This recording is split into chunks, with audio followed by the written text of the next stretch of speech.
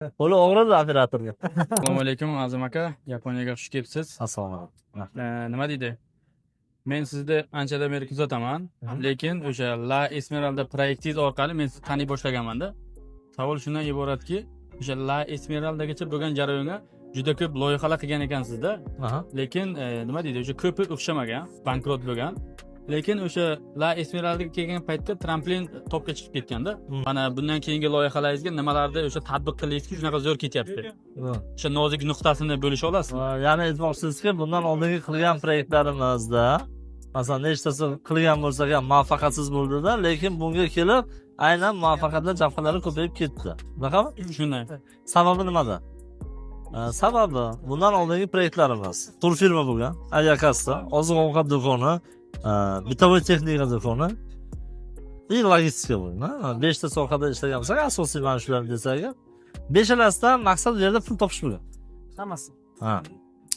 Любой kirgan nimada proyektda pul zo'r topganmiz. Koreya payti masalan, turfirma, aviakassa qilgan paytimiz zo'r topganmiz. O'yga normal, mana shu Koreyada, Yaponiyada topadiganlardan ko'proq topganmiz. Lekin nima uchun oxiri muvaffaqiyatsiz chiqdi? Nima uchun oxirida baribir quladi har safar? Bu boya tushuntirib berdim-ku. Farzandli bo'lish uchun sizga ayol kerak. Ayol bilan turmush qurish uchun siz zagsdan o'tasiz. Lekin bizda faqat zaks o'qiladimi desak, yo'q, nikoh ham birga o'qilishi kerak. To'g'rimi? Faqat bitta zaksni o'zini o'qib, masalan, nikohsiz yashamaydi-ku. To'g'ri. Biznes ham xuddi shunaqa. Maqsad bu xuddi zaksdan o'tgandek. Maqsad faqat pul topish bo'lsa agar, bu xuddi zaksdan o'tgandek. Lekin bunisida endi niyat ham qo'shilib oldi-da. Rishtani Alloh uchun, Allohning roziligi uchun o'yla qurasiz, to'g'rimi? Shunday. Mana shu endi o'rtaga Alloh tushadimi? Biznes ham xuddi shunaqa. Niyat Allohning yo'liga tushib, uni roziligidan olish qo'shilganda, keyin maqsadga erish osonroq bo'ladi. Ya'ni faqat masalan odam o'zini nafsi uchun emas-da, bu yerda bir ummatni, xalqimizni luqmasini tabiiy pok bo'lishligi, xizmat qilishlik qo'shiladi. Ana shu g'am chiqqanidan keyin endi bu restoran ishi osonroq bo'lib qoladi. Katta maqsad burada sizga faqat pul ishlar emas, o'sha birinchi o'sha yaxshilik degan ko'ngilingizga bir narsa borku. Pul kerak, pul hamma kerak. Pul hamma kerak. Просто puldan oldin turadigan bu niyat. Shu pulni nima uchun ishlayapsiz? Nima uchun ishlamoqchisiz? Biznesga restoran ishga kirayotganimda birinchi o'rinda nimani niyat qilib kelganman? Ya Alloh, menga shuncha ne'mat berding, mana shuncha yaxshiliklaring bilan siylading. Bir bandasi menga yaxshilik qilsa-ga, men unga qancha yaxshilik qilishga harakat qilaman. Bir menga bitta narsa, masalan, ovqatimni olib bersangiz ham sizga bironta narsa sovg'a qilgim keladi-da. Yaxshilikka yaxshilik bilan javob bergim keladi. Lekin Alloh taolo bizga shuncha ne'mat berib turibdi. Ha? Cheksiz berib turibdi. Biz banda bo'lib unga nima qildik degan savol keladi. Mana shu restoran ishiga kirayotganimda, bu yerda birinchi o'rinda turdim. O'zim nima qildim sana uchun? To'xta, mana xizmat qiling, biron narsa qilib beraydi. Qarasam agar ummatda shu luqma masalasi ma'lum bo'lib turgan ekan. Bizda ham Keyin qalbimga shu narsa bo'ylandi. Baraka toping Sanjar aka. Otabek Makamov nima deydi? Mana shu ilohiy bitta bog'lanish bo'lsa agar, keyin inson maqsad qo'yib harakatlarni qilib kelsa agar, o'sha g'amiga o'zi Alloh taolo yechim beradi. Endi sizga pul kerak bo'lsa, pulni ham siz barakasidan berib qo'yadi.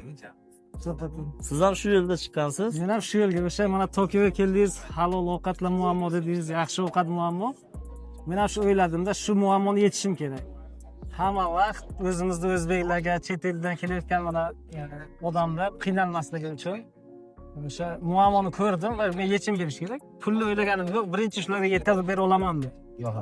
Hozir mana yaxshi, ancha odamlar qo'llab-quvvatlab, ancha ko'tarilyapmiz. Sizdan o'rganyapmiz. Endi bu yerdan soqani qilasizlarda, keyin yana boyagi kapitalni, sarmoyani O'zbekistonga tushasiz. Nasib bo'lsa. Chunki u yerda ham sizda kichik bo'lsa hamki bitta ishlab turadigan biznesingiz bo'lishi kerak. Asta sekinlik bilan uni kattalashtirasiz-da, siz ham ulg'ayasiz, siz ham qaraysiz. Bir kunmas bir kun hammamiz qaytamiz. To'g'ri. Shu vatanga qaytganda bizning ishimiz bo'lishi kerak. Shunday. Bir soha qiladigan kasbimiz chiqqanda mahallada o'tirmasdan chiqib ishlarga ishimiz bo'lishi kerak. O'sha ishimiz bo'lsa agar biz yerda zerikmaymiz. To'g'ri. Hozir biz hammasini bu yerga bog'laganmiz, keta olmay qiynalib, ulg'aygandan, qarigandan keyin biz bari ketamiz. Ketganda farzandlar bu yerda katta bo'lib qolishadi-ku. Ana ular keyin ketishni xohlamaydi. shunday. Ana shu yerda keyin azoblanib qolasiz. O'zingiz bu yerda qola olmaysiz. farzandlar O'zbekistonda yasholmaydi. Ikkita o'tdan orasida qolib ketasiz. Shuning uchun bugundan boshlab O'zbekistonda g'amini qilish kerak. Biznesni qo'ya turib, sekin asta oilani u yoqqa o'tkazib olish kerak. Bu yerdagi ishlarni tizimlashtirib topshirasizda, oyda bir marta, bir hafta yoki 3 oyda bir marta kelib ketadigan qilib qo'yish kerak. Bu ham ishlasin. Lekin u yerda biznes qiladigan joyingizni g'amini qilish kerak. Birinchi yasab qo'yishingiz kerak-da. Hozir vaqtingiz bor-da. Shuni. Shu bor payti уже boshlash kerak. Aytaman, mayda siz bo'lsa-ki, sekin uni kattalashtirib ketasiz. Qachonki o'sha mukammal bo'ldi, o'shada O'zbekistonda yetadi menga desangiz, bu yerni shogirdlarga va sheriklarga topshirib, o'zingiz sekin yana ketasiz. Masofadan turib boshlaysiz. Hozir siz bilan Yaponiyada turibman. O'zbekistonda 4 ta restoran ishlab turibdi. Juda zo'rda, u yaponskiy sistema. Koreys. To'g'ri. Ana shu Yaponiyada ham o'sha oqshomlar 24 soatlik magazinlar to'xtamay ishlaydi. Egasi kelmaydi, o'zimiz bog'lab ishlaydi ko'pincha. Nima uchun desangiz, tizimni yo'lga qo'ygan, hammani haqini bergan. Sizlar bu eng mukammal tizim qo'yadigan mutaxassislarning ichida yashayapsiz. Shu O'rganish kerak bularni, o'rganish kerak. Biz bu yerda ustozlardan o'rganib yuribmiz. Ukrainadan mutaxassislarni jalb qilib yuribmiz-da. Sizlar ichida yashayapsizlar. Yaponiya tizimlashtirilgan, hamma narsa 100 yildan beri biznesda yashayapti. O'sha bitta biznesi bor odam, bitta biznes qilsam bo'ldi. Ya'ni men narsani qilaman, kichik nima qo'ymaydi-da, katta maqsadlar. 100 ta do'kon qilaman, 1000 ta qilaman. Ko'p odamga yaxshilik qilaman degan ichiga yonib turadi Alloh. Qanaqa? Siz tadbirkorsizda? Bitta restoraningiz bor hozir? Bitta, ha. Ana shu bitta restoran orqasidan toplayotgan daromadingiz bor. To'g'ri. Yarimta non, Yaxshi, yetyapti o'zi. maqol bor-ku. Yarimta non, rohati jon deyishadi. Bo'ldi-da, odamga nima ham kerak? To'g'ri. Nima kerak bo'ladi ortiqcha ma'mudi? Lekin bitta narsa borki, siz yarimta non toplayotgan paytingiz, sizni atrofingizdagi jamoa nonni ushog'ini yeb yuradi.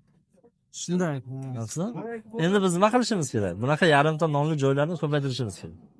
Filiallarni ko'paytirasiz. Bu yerdan ko'paytiring, O'zbekistondan ko'paytiring. Va o'sha yerda yarimta nonni ushog'iga sababchi bo'layotganlar bor-ku, ularni ham sekin-astalik burda, keyin cho'rak, keyin yarimtaga o'tkazing. Lekin ushog'ini yeb yurgan odamga birdan burda nimani bermang, yarimtani bermang, yo butunni berib qo'ymang. Qadrga yetmaydi bu. Biz ba'zan shunaqa yaxshilik qilamiz deb o'zimiz ziyon qilib qo'yamiz-da, o'zimizga ham unga ham. Nimaga deng? Nimaga? Birinchidan to'g'ri aytingiz, qadrga yetmaydi. Chunki bosib o'tirgan davr sizda masalan qancha qiyinchiliklar ortidan bu narsaga erishdingiz-da. Necha yillar vaqt sarfladingiz. Nechta haqoratlarni eshitdingiz, nechta qo'polliklarni ko'rdingiz. Hammasi chidab, endi erishdingiz. Siz birovga yaxshilik qilaman deb mana shu bosqichdan uni o'tkazib birdan berib qo'yasiz-da. Qadriga yetmaydi. Va endi eng qizig'i u ushog'ini yeb yurgan odamning ichiga butunni solasiz-ku. Og'iz hali ushokda moslashganda, u butuni kirib qolsa-ga og'iz yirtilib qolishi mumkin. Bu deganiki kibrga berilib ketadi. Erta o'zingizdan keyin joy kesarga mensimay qoladigan joylari bor. Mana shunaqa tomonlarni yaxshilab hammasi xodimlarni o'zimizga sherik qilishimiz kerak, lekin ular bosqichdan o'tish kerak. Birdan emas. Biz sinovdan o'tish kerak. Go'sida o'zimizga yaqin insonlarni olamiz, aka-uka qarindoshlarni yaxshilik qilgimiz keladi, biznesga birdan sherik qilib qo'yamiz. Bo'lmaydi. Tushunmaydi. Bu siz yirtgan ko'ylaklarni u bitta kiyinib ko'rish kerak. O'sha azobdan o'tish kerak-da. Azobga chidagan odam yaxshi biznesmen bo'lib ketadi deydi. Chidolgan odam. Bu muvaffaqiyatli insonlardan bitta tarixini ko'ring. Hammasi shu narsadan o'tgan. Hammasida azob bor. Hammasi qiyinchilik. Yaxshi. Qo'li og'ridi operatorga. Kachasi qilishni boshladi. Shunaqa.